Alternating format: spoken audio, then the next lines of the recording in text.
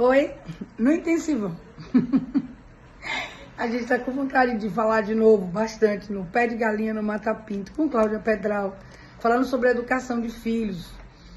Com tantas coisas que têm acontecido, com esse retorno da pandemia, a gente está meio que explodindo. E se vocês gostarem, vai lá, dá um like e se inscreve no canal e vai passando, né? A gente vai conseguir ensinar o máximo que a gente pode daquilo que a gente está vivendo. Hoje eu pensei em falar para vocês da lista de coisas que eu tenho para fazer. São muitas coisas que eu quero falar.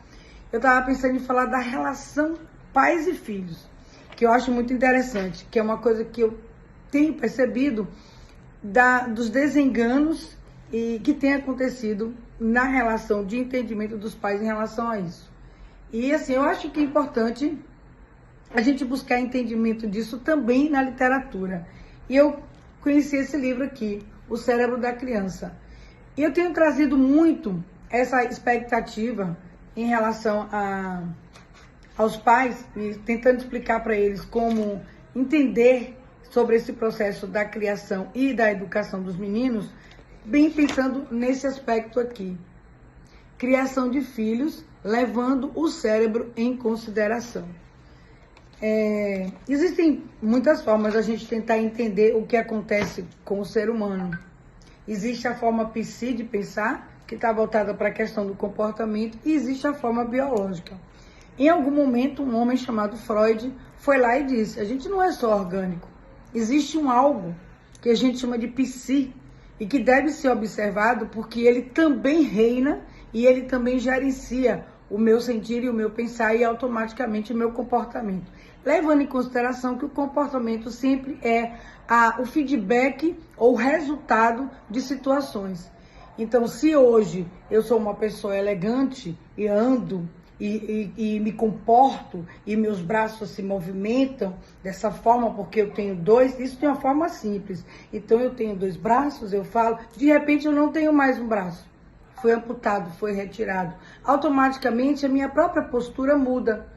Porque para compensar eu passo a ficar um pouco mais caída porque eu não tenho, e eu passo a compensar mais com esse braço, e muitas vezes eu também me fecho porque eu não sou mais aquela pessoa elegante com dois braços. Eu passo a ter também um comportamento mais tímido porque eu não gosto que as pessoas notem que eu não tenho mais braço, e essa é uma realidade da qual eu ainda não entendi.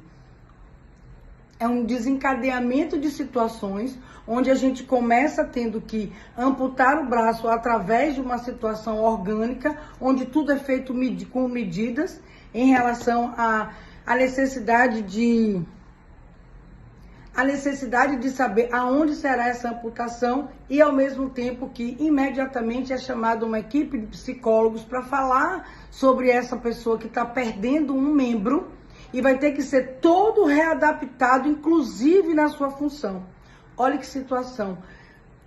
A perda de um membro vai gerar um trabalho de uma equipe multidisciplinar entre médicos e terapeutas para trabalhar todo o aspecto funcional e comportamental, emocional envolvido nisso tudo de um ser humano. Tudo mudou, porque a pessoa ficou sem um braço. Mas é só um braço. É mais do que um braço, é um esquema corporal, é uma imagem corporal, é aquilo que eu sinto de quem eu sou, a emoção e o meu sentir, o meu pensar de quem eu sou. E outra, ainda tem a tal da dor fantasma, porque o cérebro não entende que ela tenha perdido, mas tudo mudou na vida dessa pessoa.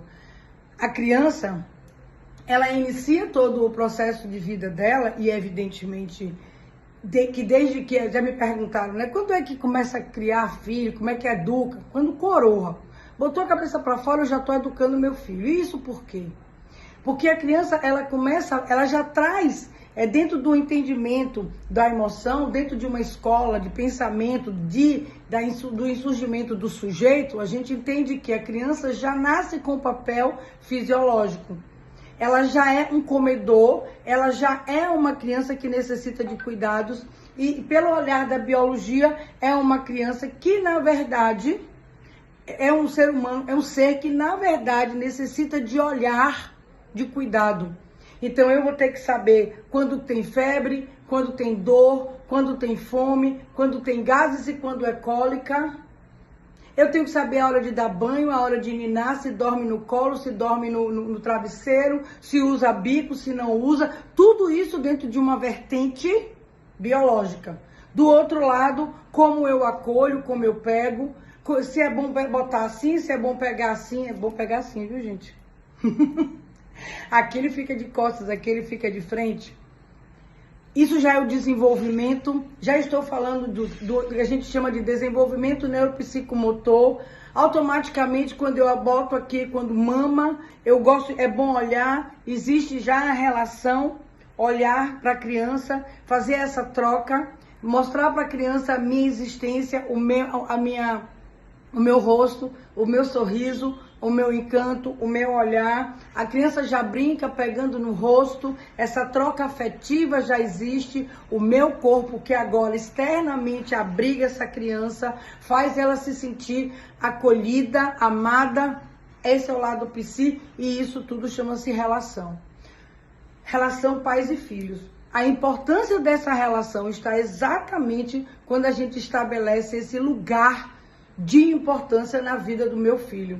De importância e não de cobrança. A relação pais e filhos se estabelece, deve ser estabelecida de uma forma tranquila e saudável. Qualquer coisa de diferente, a gente vai ter um propósito de uma criança infeliz e do lado de cá a criança feliz. Essa infelicidade, ela vai ser jogada na saúde também. Essa criança que não é feliz, ela é uma criança que não se sente desejada, não se sente acolhida, não tem um limite, ela cobra esse limite, ela chama atenção, ela dá trabalho na escola, porque essa relação efetiva é de permissividade. Tome, me deixa em paz, eu não quero no teu saco. Ai, pra que eu tive filho? Ai, meu Deus do céu, essa criança dá trabalho. Chama a babá aí. Ô, meu filho, vai ficar com titia. Essa criança não se sente acolhida. Do outro lado, pois não, meu filho, mamãe agora tá ocupada, peraí que eu já volto.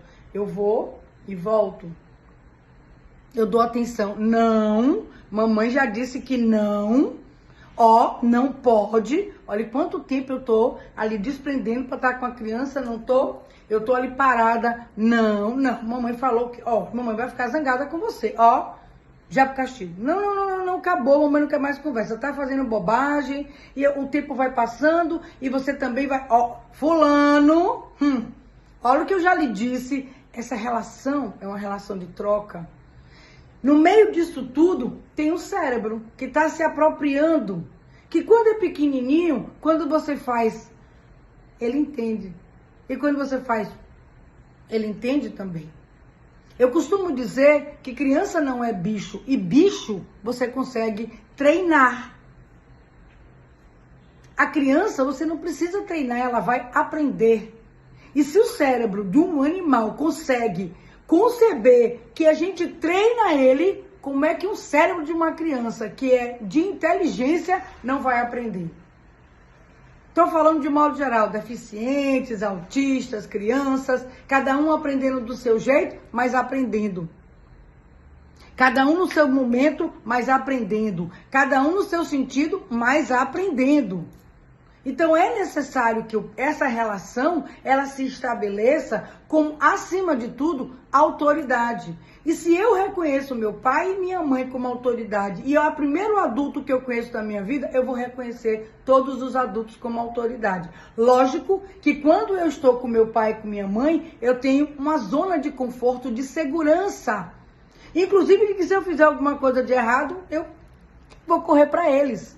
E eles vão dizer, calma. Eles vão me defender. E isso é normal. Atrelado a outra questão, de essa criança infeliz, se eu não tenho essa relação de respeito, que é onde tudo começa, se eu não estabeleço esse respeito entre eu e o meu filho, e ele com o mundo, eu vou bater em todo mundo, eu vou xingar, eu vou fazer, eu vou acontecer. Será minha mãe? Será meu pai? E aí? Minha mãe eu bato, e meu pai eu xingo, eu brigo mesmo, eu falo que eu quero, e aí? E quando é pequenininho, olha para a cara da pró, que é o primeiro adulto após a família, que ele tem contato, quando não com a avó e com o avô, e diz, eu bato mesmo, você não é minha mãe. Entendem? Essa relação, ela é estabelecida afetivamente, ela é estabelecida mentalmente. Porque eu vou começar a entender de conceitos, que é a primeira atividade humana, é conceituar. Então, aquele ser que eu não faço a menor ideia o que é pai, o que é mãe, mas que é grande o suficiente, que cuida de mim e que me diz sim e me diz não, é alguém grande demais que sabe o que é bom e o que é ruim. Mas eu tenho o direito de lutar por aquilo porque eu sou neném. E eu tenho os meus direitos, massa.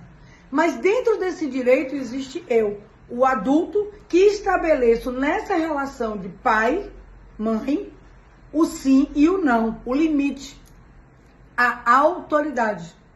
Onde essa autoridade eu vou levar para o resto da minha vida. Eu vou para o inferno, eu vou para o céu, eu vou para o Havaí, eu vou para o Polo Norte. Eu tenho a minha mãe e o meu pai como uma relação de ego auxiliar nesse momento, me dizendo, não, isso não pode. Então eu estou em segurança. É uma relação que afetivamente ela me acolhe e me assegura aqui e lá. Tanto quanto a questão nervosa, que a gente chama de sistema nervoso central, que é o nosso cérebro, quanto aqui, afetivamente. E quanto mais a gente tem essa relação tranquila, exatamente como tem que ser, e também muito bem esclarecida para mim, mais fácil vai ser eu viver. Em contrapartida, vocês que são pais, como eu sou mãe, é lógico e evidente que eu tenho um perrengue pela frente, que é a criação, que a gente já falou aqui, que não é uma coisa fácil, mas não é impossível. Então, 50% do seu problema, 50% já está resolvido. Porque tudo que eu quiser ensinar meu filho já está estabelecido na minha relação de confiança. Ele confia em mim. E mesmo que eu vá de encontro na adolescência sobre o que ele quer falar, ele levou 14 anos recebendo de mim informações que deram a ele certezas de que eu estava trabalhando para o bem dele. E agora ele pode refutar à vontade, mas tem uma coisa que segura ele para muitas outras coisas que ele vai viver. O respeito que ele tem por mim. Aqui e aqui. Entenderam o tamanho e a importância dessa relação pais e filhos? É muito maior do que o que a gente possa imaginar se a gente pensar que a primeira relação de referência que a gente tem é pai e mãe. E que essa referência, ela se perpetua para o resto da vida. Ao longo do tempo, se for uma relação negativa, eu tenho uma referência negativa. Eu não quero ser igual à minha mãe, eu não quero ser igual ao meu pai, eu não quero uma relação dessa para mim. Se for uma relação positiva e de benefícios e de resultados, a minha mãe é um exemplo para mim, o meu pai é um exemplo para mim, eu quero ter uma relação como essa. A gente parte de algum lugar, a gente não parte do nada. Hoje a gente tem um nível de informação maior do que o ano passado mais do que os anos passados, e hoje mais do que há 5 anos passados, hoje mais do que há 50 anos passados, e a gente parte daqui. Todo mundo que tem filho hoje parte da relação de hoje e não do passado. E essa relação, essa informação, cada dia mais ela fica maior. Mas vamos parar de mimimi e vamos ser mais humanos. Vamos chegar mais perto dos nossos filhos e vamos conhecê-los. Se vocês querem saber realmente como educar seus filhos, conheça quem vocês botaram no mundo. Essa criança, ela é fruto de vocês dois. Ela é híbrida. E de alguma forma, mesmo um casal de mulheres ou de homens, é uma criança que vocês, ou se vocês fizeram do próprio óvulo, do próprio espermatozoide, ou se vocês, não importa. Conheçam o filho de vocês. Aí vocês vão saber quais os caminhos que vocês vão tomar. Não esqueçam que essa relação é tudo pra gente. foi para vocês, como é também para os filhos de vocês. Beijo no coração. Bom dia, boa noite, boa tarde. Não sei que horas vocês estão assistindo. Tudo de bom para vocês. Pé de galinha no ar, de novo. Vamos tentar ficar botando bastante vídeo para vocês. Vamos falar sobre tudo. E se vocês quiserem ouvir alguma coisa que eu possa falar, que eu possa ajudar, pode falar comigo. E não esqueçam, viu? Ó, bastante interessante. O cérebro da criança. E não é caro não, viu? Baratinho. Beijo. Dá seu like. Se inscreve.